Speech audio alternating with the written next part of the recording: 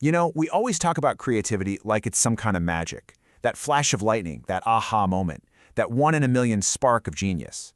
But what if it's not a spark at all? What if it's something way more systematic, something our brains are actually built to do? Well, that's what we're going to dive into. So that's the big question, isn't it? Where do those great ideas really come from? Today, we're going to pull back the curtain, set aside all the myths, and look at what the latest neuroscience has to say.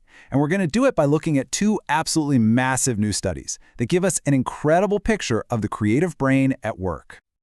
All right, first up, let's just deconstruct this whole idea of creativity.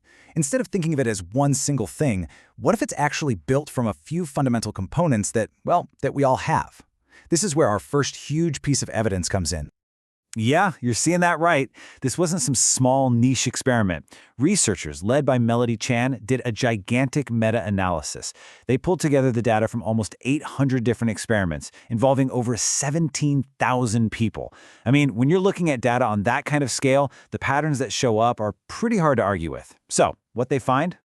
They came up with something called the cognitive cornerstones hypothesis. And the idea is fascinating. It says that creative thought isn't some unique, special power. Nope. It actually comes from the same general-purpose cognitive tools our brains use for everything else. It's not a secret room in your mental house. It's about how you use the rooms you already have. So it all boils down to two of these cornerstones. On one side, you've got pre-existing knowledge.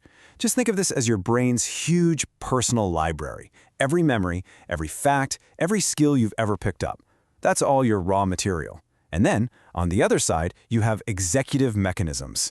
Now, this is the master chef in the kitchen. It's the part of your brain that steps in to direct, to focus, to pick and choose ingredients from that library and combine them in brand new ways to reach a goal.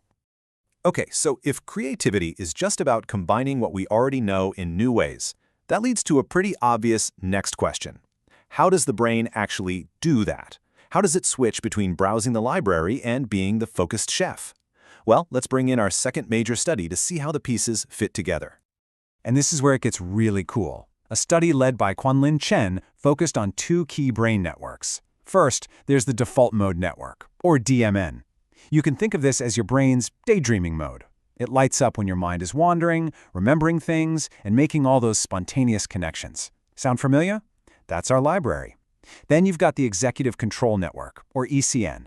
This is your get-it-done mode. It handles focus, planning, and checking your work. And that, right there, is our chef.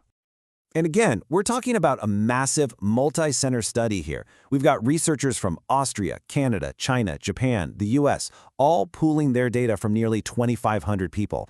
This makes it one of the largest and most diverse neuroscience studies on creativity ever. That kind of global agreement, well, it really adds some serious weight to the findings. So what was their big discovery? It's this. Creativity is tied to the capacity to dynamically switch between brain networks supporting spontaneous and controlled cognition. Okay, in plain English, the most creative people aren't just good at daydreaming or good at focusing, they're good at and fast at switching between them. They can effortlessly bounce from the freewheeling idea generation of the DMN to the sharp, critical evaluation of the ECN. Now here's a super important point. The researchers checked to see if this was just a sign of general intelligence, and what they found was that this dynamic switching ability was a specific predictor of creative performance. It wasn't just a sign of being smarter in general. It seems to be a unique neural signature of a creative mind. But the story gets even more interesting. It's not as simple as more switching is always better. You know, like with so many things in life, the real secret isn't about being on one extreme or the other. It's all about balance. The researchers found what's known as an inverted U relationship. So just picture a curve shaped like a hill or an upside-down letter U. What this shows is that peak creativity doesn't happen at the extremes. It happens right there at the top of the curve, in a perfect, sweet spot.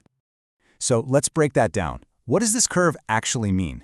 Well, if your brain networks are too separate, if the DMN and ECN barely talk to each other, you end up with really rigid, inflexible thinking. You just can't connect the dots. But on the flip side, if they're too integrated, always firing at the same time, your thoughts become a chaotic, unfocused mess. But right there in the middle, that's the sweet spot. That perfect, balanced, dynamic switching is what lets your brain be both wildly imaginative and sharply focused, leading to your best creative work. Okay, so now we've got these two monster studies. One tells us about the cognitive building blocks, and the other tells us about the brain's dynamic switching. So let's put them together and build a single, powerful new model for how creativity really works. And here is where it all just clicks into place. Chan's idea of pre-existing knowledge? That's the job of Chan's default mode network, our brain's library for spontaneous thought. And Chan's executive mechanisms? Well, that's the job of Chan's executive control network, our inner chef for focused control. You see, the two studies aren't separate at all. They're describing the exact same process from two different angles. One is the what, the other is the how, and they fit together perfectly. So the big takeaway is this. Creativity isn't some magical spark that you're either born with or you're not. It's a skill. It's a measurable biological process of dynamically switching between generating ideas and evaluating them. Really, it's a balanced dance between the spontaneous and the controlled parts of our brain. And that kind of leaves us with one final thought.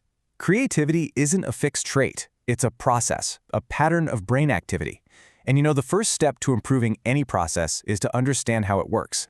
So now that you know the pattern, how are you going to balance your brain's creative dance?